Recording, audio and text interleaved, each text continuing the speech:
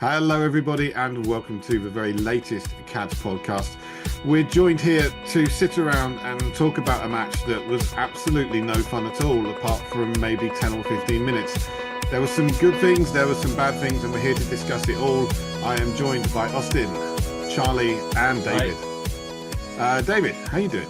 Yeah, I'm just getting over the hangover. I watched it in a pub. There was no sound.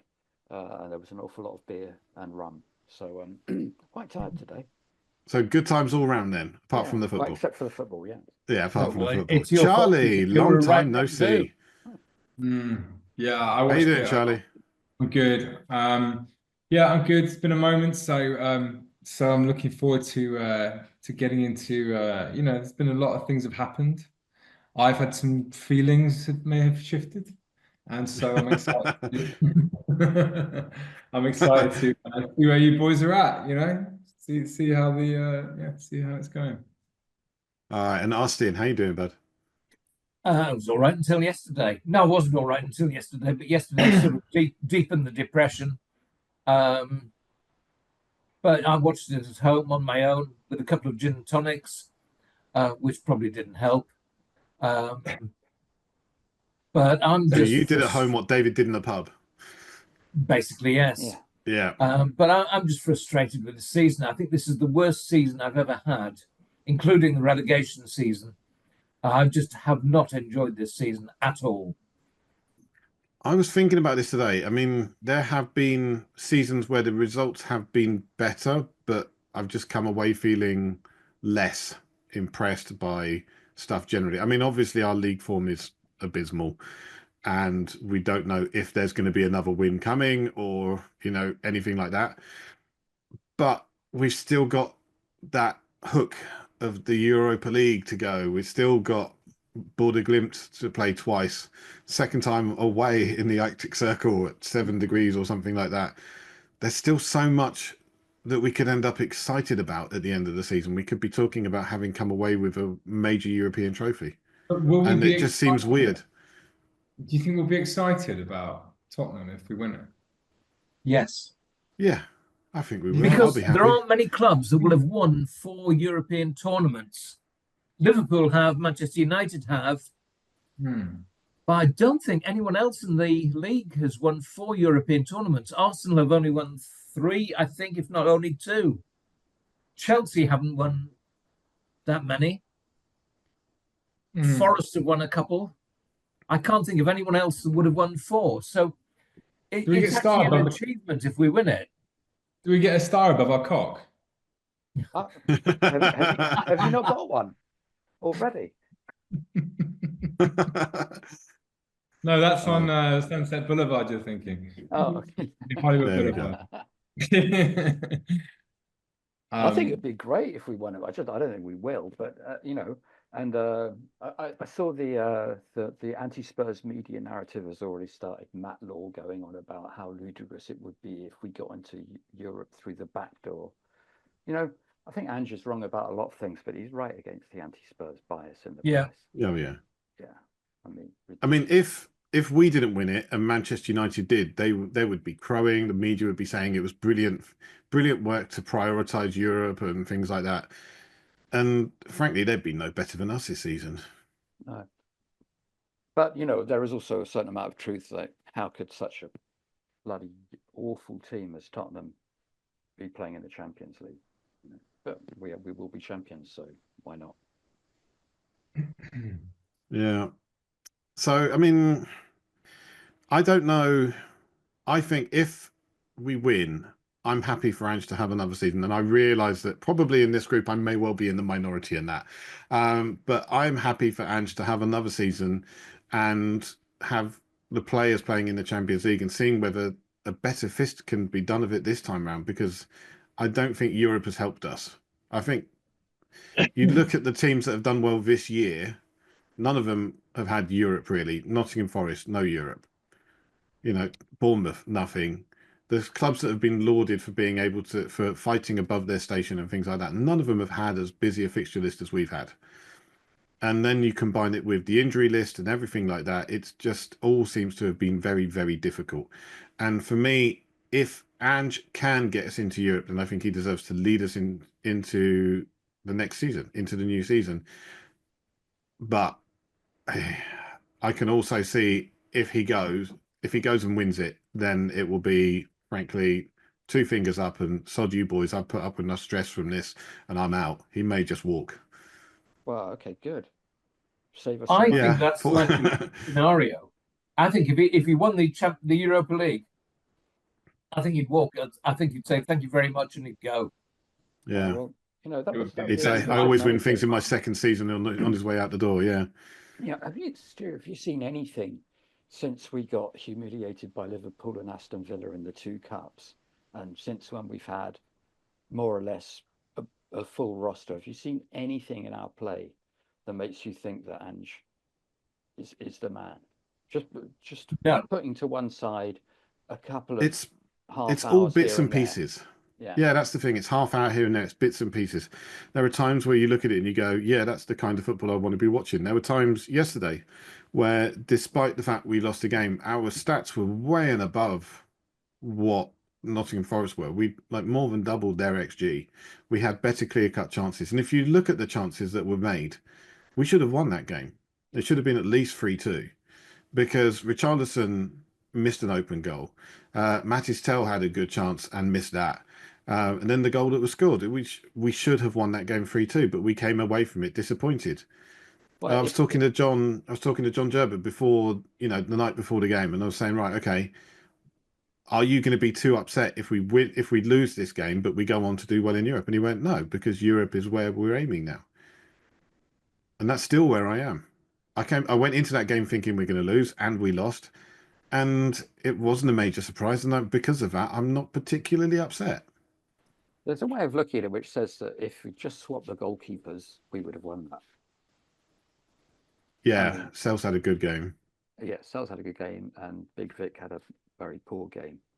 But I can't take too much from the rest of the stats because, I mean, once they were 2-0 up after 15 minutes, they just played on the counter. and So it should have been of course 3 we because were good. It in should my have been book that 3. wasn't offside. I know Yeah, it's offside in it's- terms of the law, but the edge of his forehead was offside, so he was offside. I mean, What, the I agree. second goal? No, the goal was What disallowed. would have been their second goal, yeah. It would have been Well, their I mean, second they goal at wouldn't the have time. scored the third goal if they scored that second goal. So I don't know. I don't think it would have been 3. That third goal wouldn't have, like Wood's goal wouldn't have got to Wood's goal had they scored that second goal. Yeah, they would already been Like when going on someone the says, counter. "Oh, he could have had a hat trick in this half," it's like no, because the second goal would have gone in, and the third goal wouldn't have been the same as that. That goal that he put in. I just, yeah, I don't know. I just wonder whether we would be getting away with this level of performance and effort if we were in the Champions League instead of Europa. For me, it's a little bit of a. It's a little bit desperate, and it does not look good anymore. When you look at the stats, when you look at the losses, when you look at all the records tumbling, it doesn't matter if he wins or not. To me, I think you're right. I think he will fall on his sword, drop the mic, and then it will be the biggest mic drop. Fuck you to the press that there's ever been ever, Yeah. and somewhat deserves that. But I can't understand, and this is my shift here. I can't understand the application of these players in the Premier League. I think it's borderline disgraceful, and I think the fact that we're somewhat performing in Europe, I think, is just a real smite on what it is to play for Tottenham Hotspur. I think you're not playing for the badge, you're playing for glory, and epitomized really by Romero right now, who's trying to get himself sent off in every Premier League game because he just doesn't give a shit, and he wants to be out in the summer, and knows that won't ban him for Bolo Blimps or whoever they are, and that epic semi-final clash in the Arctic Circle that we've got coming up. It's just a joke, man. It's really sad to see. And I went to the game against Frankfurt, the first one, and the atmosphere was absolutely just. It was like a morgue in there. He said it was absolutely dead yesterday in the stadium. Very disenchanted by it all, to be honest. It sounds great. Ange can go, but it's not going to change what the issue is at Spurs, you know. And I don't think Ange should get a third season. I think he's shown his true colours. I think he's finally, you know, I've got on the I'm just, yeah, I'm done with Ange, I think, as well. But I mean, if we continue to do what we've always done, we'll continue to get what we've always got. And we keep chopping and changing managers every 18 months and giving the players too much power and saying you're more important than the manager is. And we haven't got any better results for it. So isn't it about time we change something and actually stuck with a guy for once? I just don't think any good manager is going to come to Spurs right now. I think Pochettino is the only one, and he's a year away. So yeah, he's not coming to Spurs. I mean, he may have sentimental feelings about us, but he's not going to give up a job managing the US men's national team at an upcoming World Cup in the USA. That's not going to happen. He will stay there, and maybe if they underperform or if he feels that he's got as much out of them as he can, then he feels maybe he can walk away. And then potentially there's an opportunity. But I mean, somebody else said somewhere, you know, the most likely thing is we bring in a manager for a year. Pochettino ends up leaving the US men's national team and end up coming to us. It's maximum managerial churn, maximum stupidity from Tottenham. It's desperation as well. It's the only guy that will come to us. Is the guy who it's terrible right now. It's just so bad. And I think that's the thing. Is like before Ange came, he was like fifth. He was fifth. It was already bad then. He was fifth choice, and now who's gonna come? I just don't see anybody. Actually, I disagree with you, Charlie, much as I hate to disagree with you. But Tottenham are one of the biggest clubs in the world. Full stop. Our stadium, our sports facilities, our finance, we've spent over 400 million in the last 2 years on players. We've got to be quite an attractive proposition for any manager that wants to try and establish themselves. On one level, I'd rather give Ryan Mason the gig because I think there's a good manager. And I've met him, I've talked to him, and I think he's a really intelligent guy. I think he could do a very good job. But I think we are an attractive proposition, and I think it's too easy to put us down because we are. I'm speaking. I'm comfortably the oldest here. I don't know whether David's older than Stuart or Stuart's older than David. David looks older than me. Thank you very much. Yes, I've been around since the early '60s, and in the early '60s, we were the biggest club in the country, along with Man United. So I've got this Spurs are a big club mentality, and it's never ever going to leave me. I'm 72 now. It's not going. We are a big club, so don't fucking argue with me. We are definitely financial powerhouses. We're like ninth highest turnover in the world. So the money is there, and also we pay the wages we pay to our managers is up there with the very best. So yeah, we can probably afford to bring in pretty much anybody apart from the very, very, very top guys, and we might even stretch for one of them. But again, the issue is if you change manager, you've got to be making a step up. I mean, what are we aiming for? Are we aiming for someone with a higher ceiling than Ange? We aiming for someone with a lower ceiling but a higher floor, someone who can do more with less. I mean, Xavi's around. Would you feel employed at the moment? Sorry, who? Xavi. Yeah, but Xavi's got limited record, and Barcelona wasn't great. I mean, admittedly, his time at Barcelona was marred by financial problems and things like that. But I don't know whether Xavi would be a particularly good Tottenham manager. He did well in Saudi Arabia, and that was about it, I think. I don't know. I'm being devil's advocate, to be quite honest. The thing is, like no manager's done that well long term, apart from Pochettino, in the last 20 years.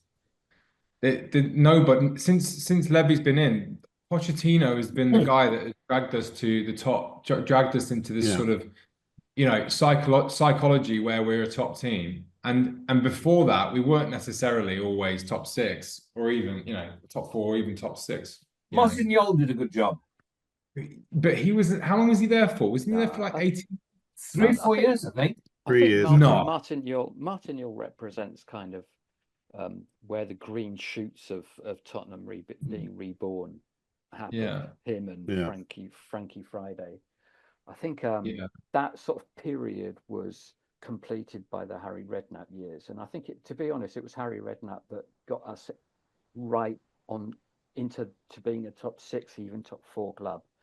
We had an amazing team, but he did an amazing job. And I think Harry Redknapp flattered, was amazing. Because if I had Luka Modric, Ledley King, Raphael van der Vaart, Jermaine Defoe, Robbie Keane, Gareth Bale in my team, I think I could have got us playing quite well. Yeah, you just let them play. But that's yes. But don't get me wrong. I think it was a good personal motivator, but I don't think he was an outstanding manager. I think he was an outstanding manager, but of the old school.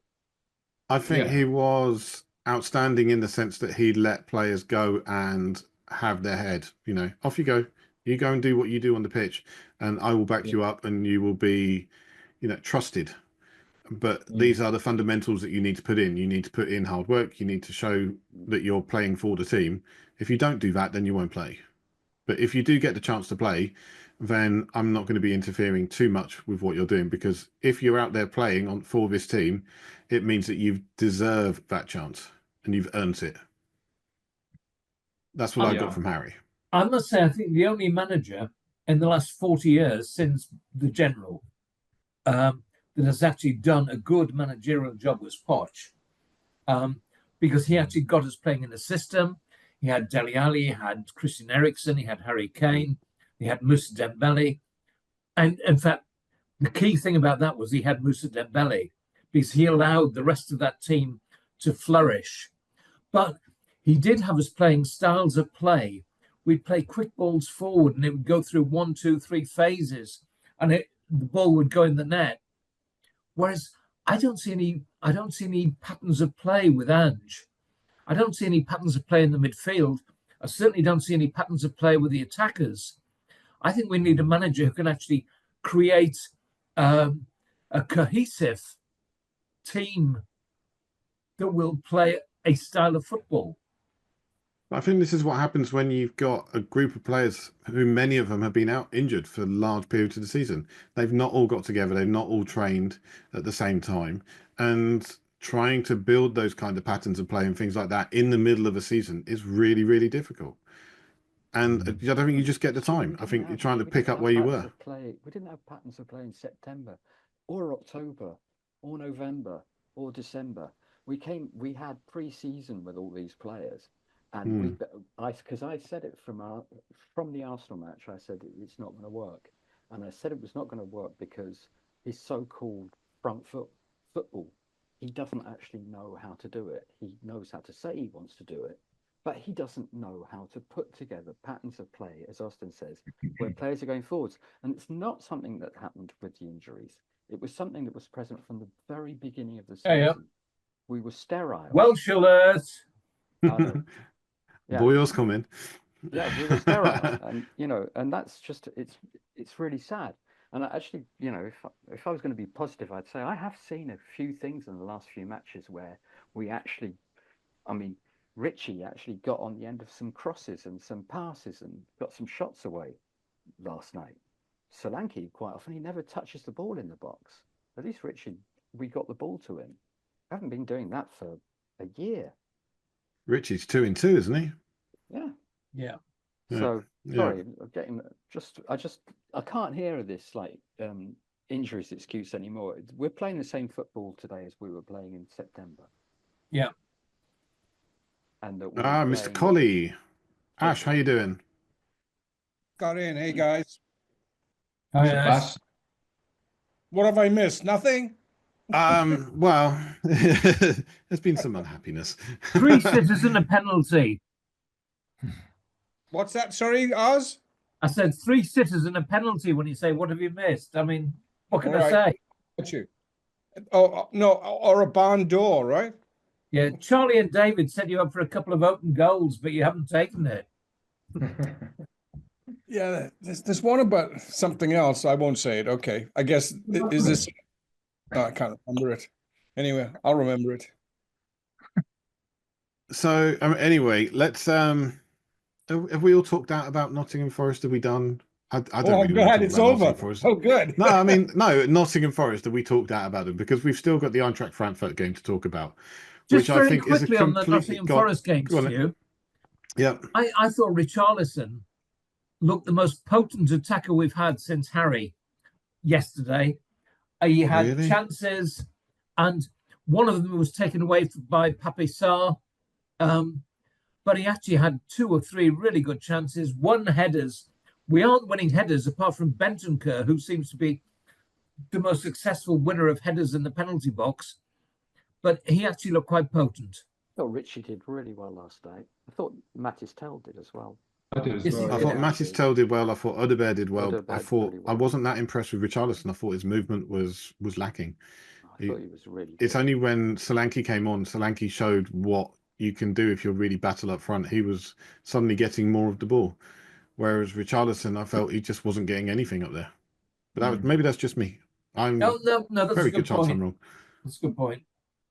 I don't So remember one attack that we went through the number 10 channel. I don't remember one attack where we went through the middle. It all seemed to be around the edges, yeah, and there was just no incision through that middle, through the midfield. It seems like everybody just bunches up on the wings all the time, and even if Madison was on the pitch, he's back in the left back position, and then you've got Kulusevski who favours the right. I don't know why everyone's so afraid of going through the middle. It's only really when Bergvall comes on, who, even in the short time that I haven't been on the podcast, like Bergvall has quickly become our most indispensable player.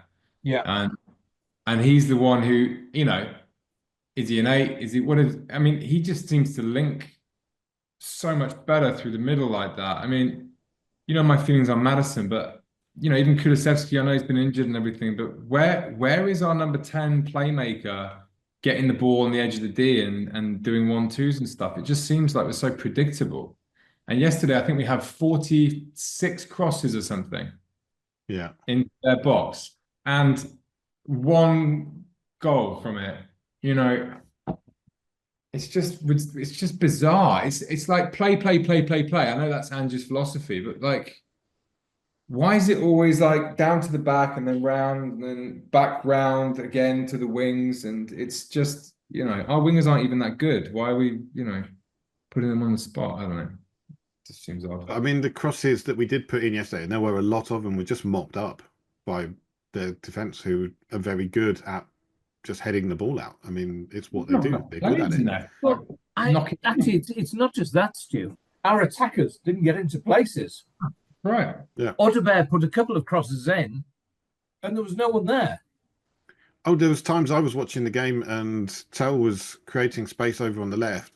Yeah. And there was one player waiting for the ball to come in, and that was Richarlison. He was surrounded by 4 or 5 Nottingham Forest players. He's not moving. No, but not even that. There was nobody running in. There was nobody going in for the late ball. There's nothing he can do against 4 or 5 players. He could have the best movement in the world. He's not going to get the ball in that situation. So even that, I'm not a huge fan of Richarlison. I suspect he may end up going in the summer, and I'm not really going to cry any tears. I mean, he's a great personality, but in terms of his contribution on the pitch, I'm not going to cry any tears for his departure. But I can't blame him there, because he had no chance. He had absolutely zero chance, because surrounded by 4 or 5 players, 2 or 3 of them extremely good in the air. There was one point where I think there was a drag back in the box. The ball got played in. It was between Richarlison and Murillo. And Murillo did like a little turn and drag back. And I was like, well, that's the most Brazilian skill we've seen in the box all day. And it's just come from their defender. I was like, what is going on?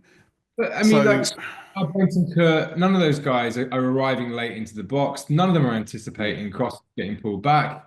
I thought that was a hallmark of us. Udogi used to do it a lot. He used to arrive late, but it's just, and it just seems like we're overcrowding the situation. We're overcomplicating it, and it's just not slick enough. And you'd think though that Ange by this point would have fixed his own. He's one trick pony in that sense. You'd think he'd fix his only trick.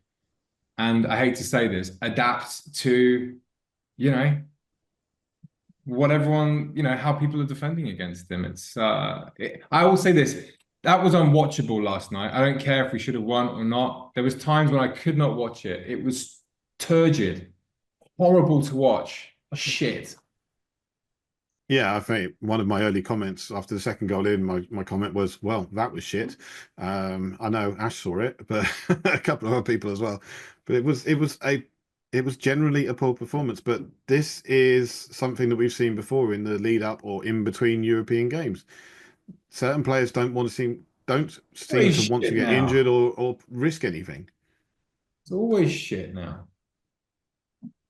But if the players aren't putting in the effort, if they're not putting in the commitment, then, it is going to be shit. But suddenly we got these positions where we're playing in European games and suddenly they look a lot better. Well, The Eintracht Frankfurt game, the first Eintracht Frankfurt game was one of our best performances in quite some time. We should have won that by a few goals. The second one was, very resilient, very organised, and it looked like it was a team that knew what they were doing. And we won the game 1-0. So where is that kind of form? Where's that kind of thinking? Where's that kind of application in the league? And that's got to be down to the players because the manager's not going, oh, well, we're deliberately going to play shit in this one. Same players. The 4 out of the back 5 were the same players. But sorry, don't you feel like Ange knows he's going to leave at the end of the season regardless? And so it doesn't really matter about the Premier League. I don't know what Ange thinks. I suspect, as I said earlier, I suspect he'll just go, I don't need this crap, and just off he goes. If he wins that's what I'd be doing. If he wins that trophy, wins the trophy, it's all time, and he's validated, and no one can fuck with him. Yeah. And so, fair play. So what's the point in the Premier League? What's the point? Well, that's kind of the situation we're in, isn't it? But still, there's pride to play for. And I know pride doesn't win you much. And also, people say, oh, but there's so many millions per place. We've gone so many years where people go, oh, it's not my money that's being spent. I don't care. I don't care about the X amount of millions. So why are people suddenly caring about points, and prize money? I want to see some wins on the board. I want to see some good football. And we've been seeing more of that in Europe than we have in the league. I just want to see that leveled out. But honestly, I could see us going the rest of the season without winning another game, but still doing well enough in Europe to actually end up winning the competition. Thing is, it seems to me like the entire club knows there's no point in the Premier League right now. And the entire club, fan base, all the way through the playing staff and the players, can't deny that there's just no fucking point in turning up for these Premier League games. And that, for me, is the problem with Tottenham. You're not playing for the pride. You're not playing for the history. It's a big branded, bowl, and fairly fucking soulless from what I experienced that day. And, absolute lack of passion in the fans. Those Frankfurt fans sang us into oblivion that whole entire match. No one. There's a real problem at Tottenham. It won't go away with Ange leaving, of course. There's a real problem. It's a dark problem, and I without getting into it too much, I don't know what to say about it. It's sad, man. It's really sad. Well, I suspect we'll be having a conversation in the summer about who can make this better. And right now, I think that's a very small list of potential managers. My preferred manager would be on that list, and he may well be available in the summer. But again, until the season is out or until there is a position to be talked about, is it worth it? Is it worth having that conversation any more than we've already done? No, a lot of empty blank faces. What were your thoughts about your Eintracht preferred Frankfurt? manager be, Stu? Carlo Ancelotti. Oh, interesting one. Carlo Ancelotti looks like he's going to be out of a job in the summer. They're not going to win the Champions League this year, and that's basically what they base everything on. They seem to be lining up Xabi Alonso. They're talking to other people as well. And I think he would come in, and he's done a good job in the Premier League before. He had a rough first season at Everton, but then did extremely well after that. Chelsea did very well there, got them playing good football. He's used to managing big name players, and he's got the reputation and the "this is who the fuck I am, who the fuck are you" kind of reputation that he can back up pretty much anything he says. And if he can't make a go of it at Tottenham, I don't know who can. That's a good You know, shout. if it,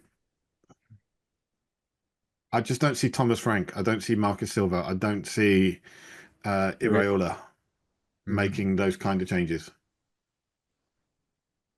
Thomas Frank is a dependable manager who plays reasonable football, and he's been adaptable. But what's the highest league position they finished? 9th, 10th. When you lose the Tottenham fan base, you're done. And Postecoglou lost us. There was a moment where he cupped his hand to the crowd. Do you remember that? And he was like, 2 weeks "Oh, what ago. are you talking about?" Right? And he came into the interview after that. I'm like, fair play, whatever. They were singing that he didn't know what he was doing. So he was like, I guess I do know what I was doing because that guy just scored. And then in the interview afterwards, he lied about it. And I'm like, you've lost me there.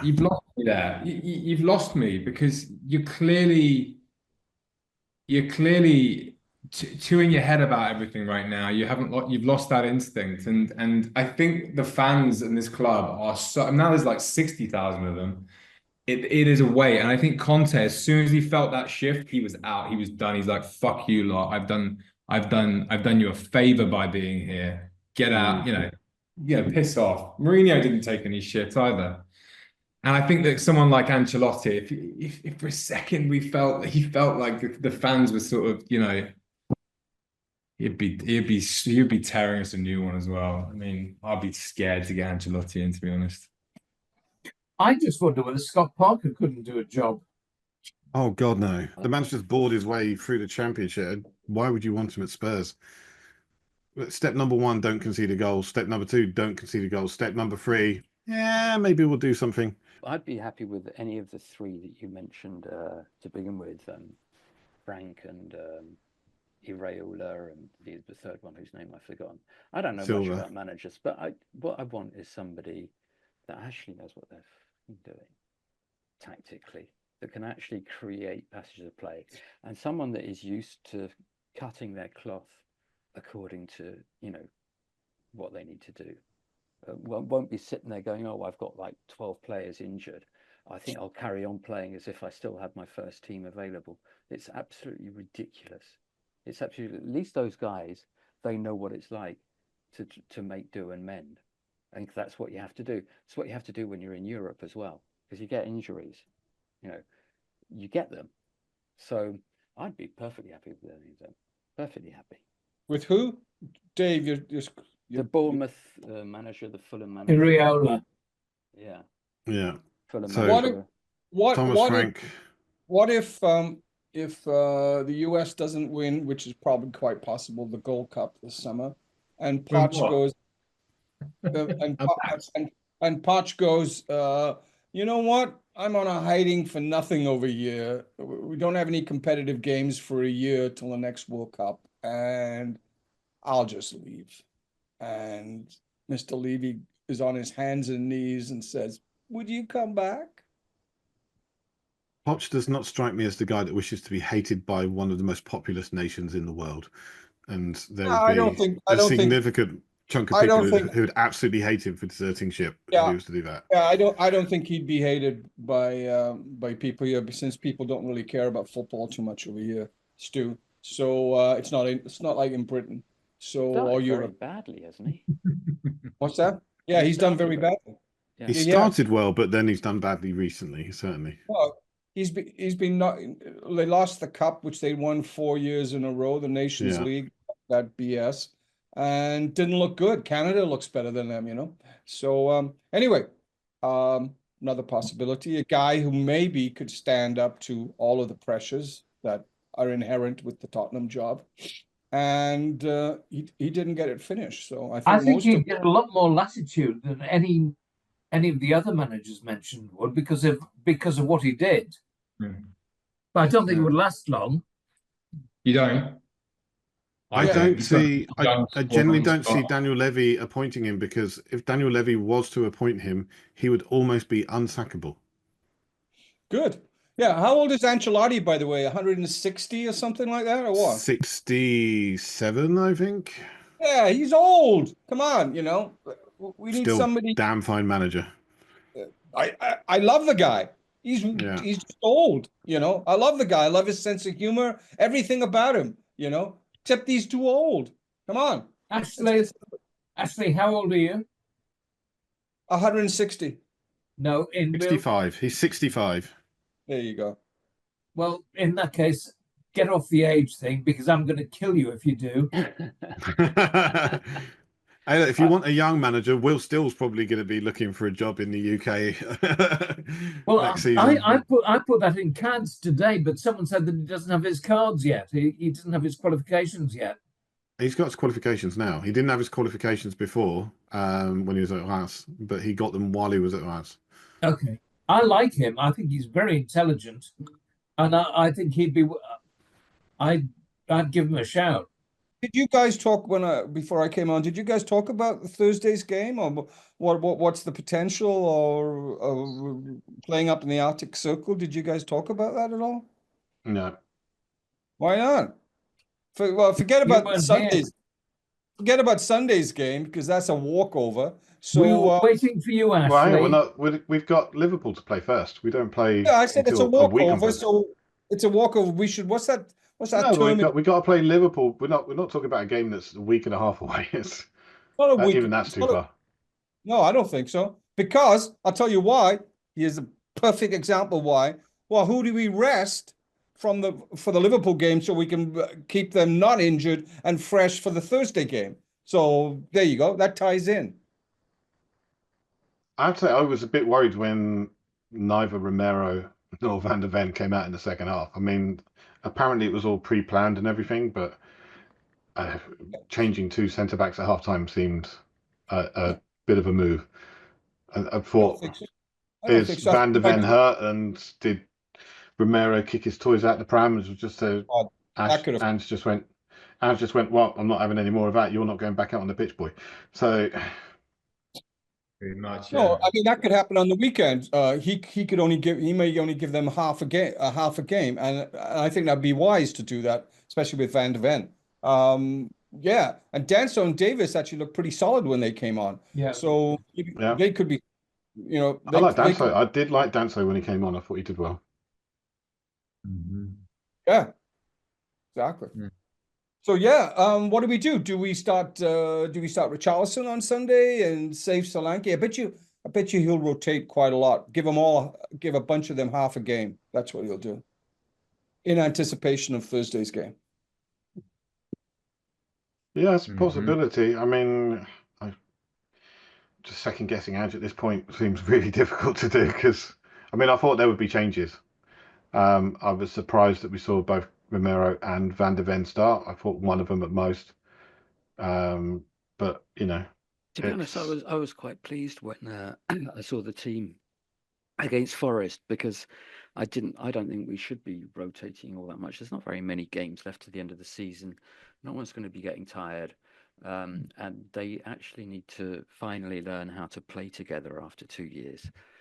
So the more time they get on the pitch together, the better, as far as I'm concerned. I think it was the right thing to do. There were 5 changes, Dave. Yeah, but it was still a pretty.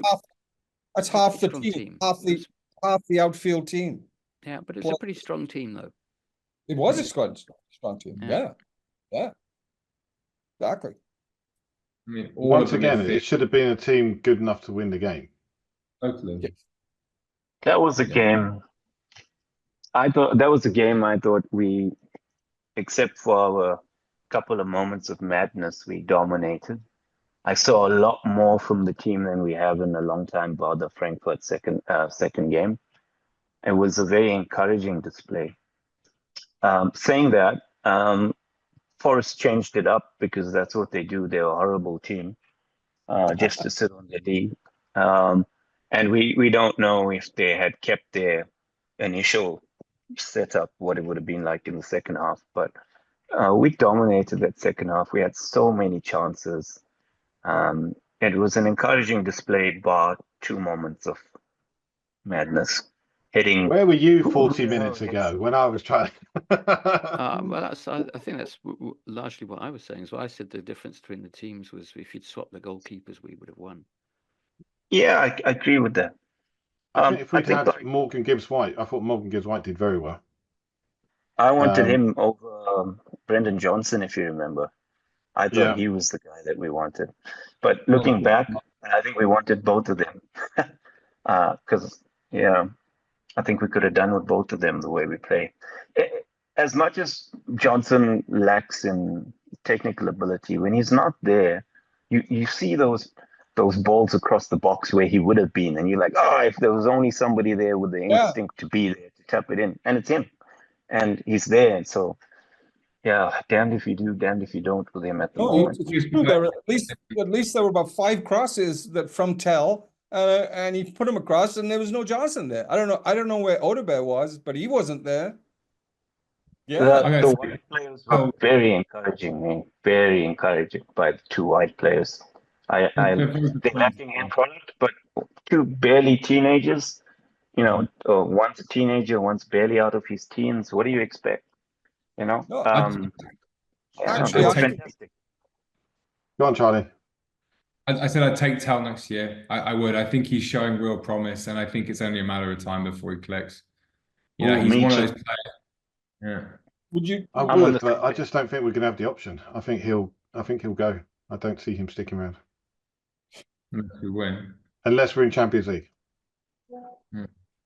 Yeah. Which we could be. which we could be. I Hey, like him. He's amazing. Yeah. It was Yeah, definitely his best game. I mean, somebody said it's the first time you watch him and you think, yeah, there's a £50 million player there.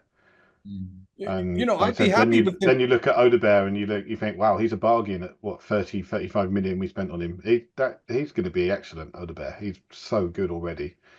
When he really gets into his stride and things start clicking for him, I'd be it's going to happy with be both. excellent. Yeah, I agree.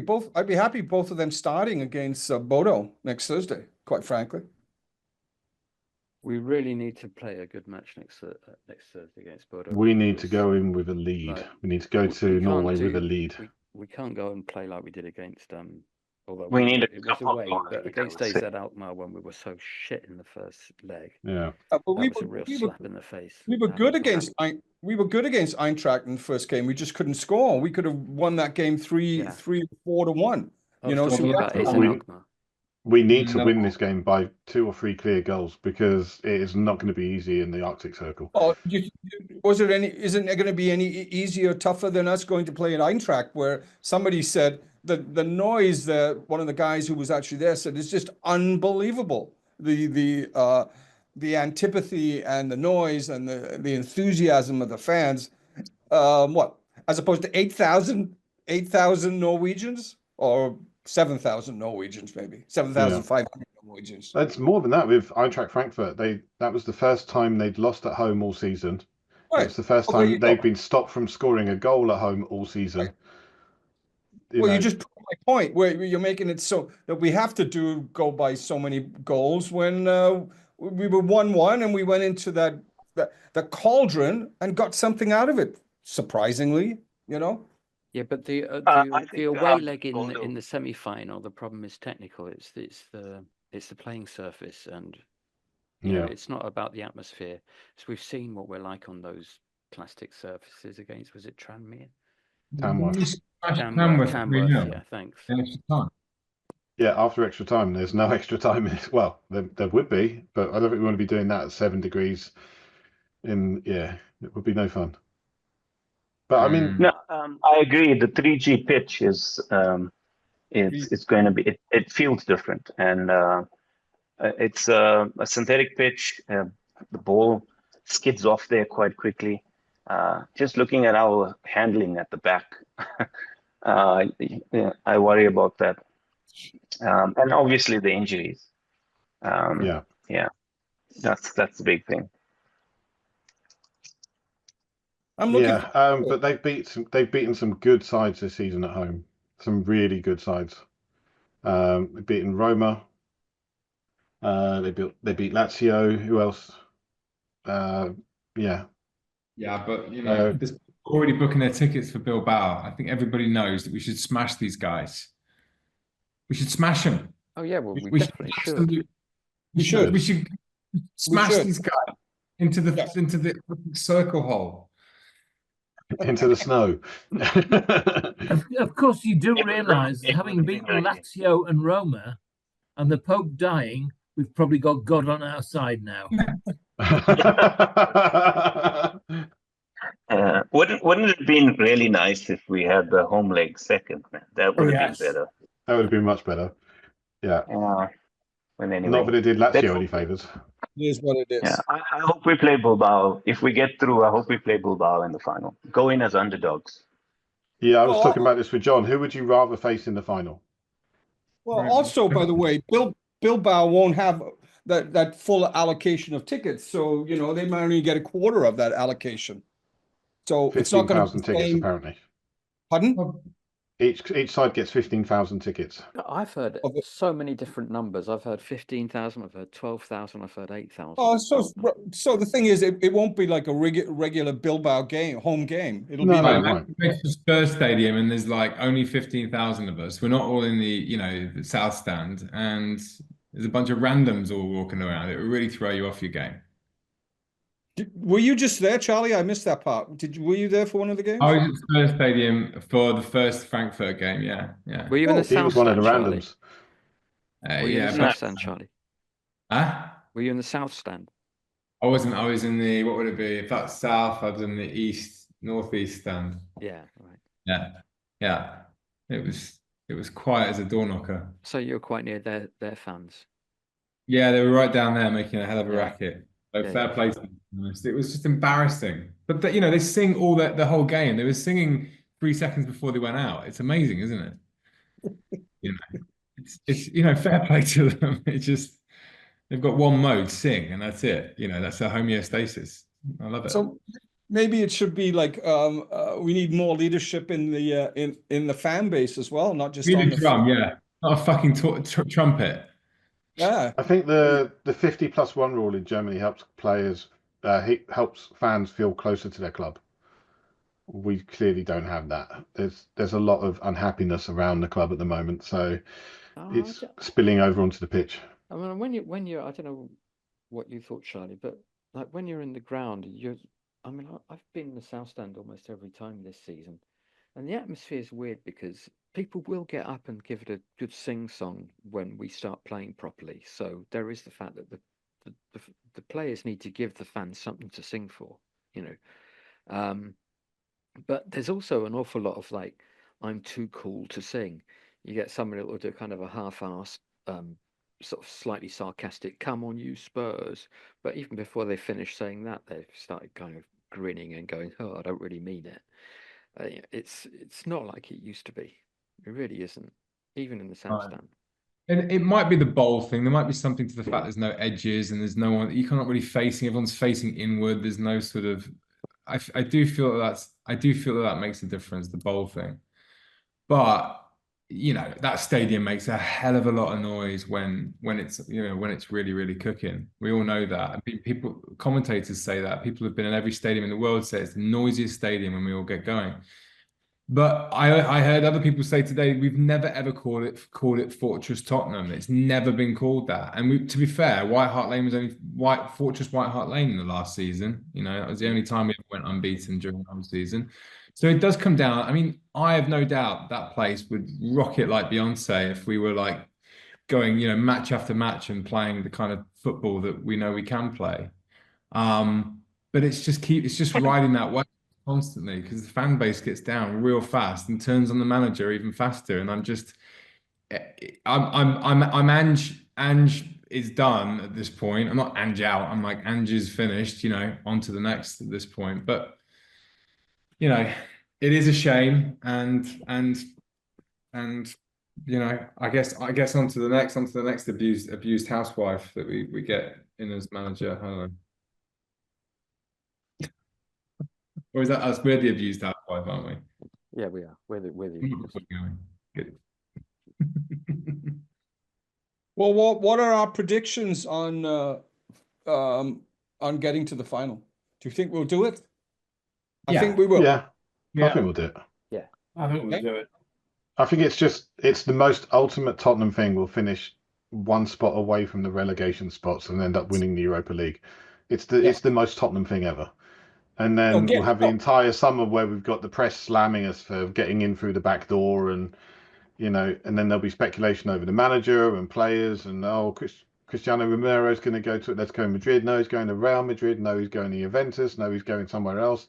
It's going to be everywhere. It's going to be all over the shop. It's just what's going to happen because we don't have an easy run. So getting 17th spot actually could get Charlie. us. Thanks for coming. Champions League. Ollie, see you at the great. Yeah, we're the only club that has ever missed out on a Champions League spot because one of our country rivals actually won the Champions League when Chelsea beat Bayern Munich. We're the only club that ever got hit with that. And now we could be the club that's finished the lowest league finish and yet still managed to qualify for the Champions League. We could hold both records. It's good. So crazy. There is a possibility of 6 English clubs in the Champions League next year, because apparently there's going to be 5 anyway. Yeah, and it could be 6. It could be 6. Yes? I don't know. Yeah. Yes? Wow. Yeah, who knew that finishing 17th would get us into the Champions League? Yay! We're nothing but trendsetters. Could Arsenal drop below 6th place? I mean, if Arsenal drop below 6th place and won the Champions League, then there could be 7. But no, they're not big. No. PSG all the way. PSG all the way, absolutely. Which hurts to say, but yeah. Needs must. So when are we doing the next one? Because you know what, it would have been great to have done it after the Eintracht game.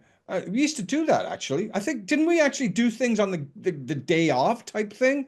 Maybe a couple of years ago. We did, but we wanted to try and retain in the forum. We wanted to try and make sure there was a chance for people to air their feelings and have a conversation about the game post match. People here, we've also got people who have been to the matches and are unable to attend because it's the day of the game. So, yeah, but we could quite like having that time. I quite like having an evening of breather, a night to sleep on it, and then come back to it and have some. Yeah, but we could have done that. If you want to do one after Europa League games, we can, but there didn't seem to be a call for it when I was doing it. We could do it Friday. Unless we're all depressed. Well, I won't be here on a Friday. I must more than I attend, so I'll leave this to you guys to figure out. Would you come on Friday if we have a good game? Next Friday I'm out. How about you, Dave? Friday, he's out. It's the school disco. So school disco. Yeah, there you go. I'll be up for it. I can just see you all glammed up, Dave. Damn right, yeah. Are you going to sing "I Will Survive"? Yeah, cool. After Spurs season. I will survive. Absolutely. I did. Survive. Dave always looks like he's a white shirt and a pearly jacket away from being ready for the stages. Yeah, true story. Agree. So there you have it. It's not been an easy run. It's not been an easy game to talk about. There is plenty of upheaval, plenty of unhappiness in the Tottenham fan base, in our own little corner of the fan base world. But hopefully there's more coming in the future. There's better coming in the future. And of course, we'll be here to talk about it. Until next time, everybody, thank you for coming and come on, you Spurs.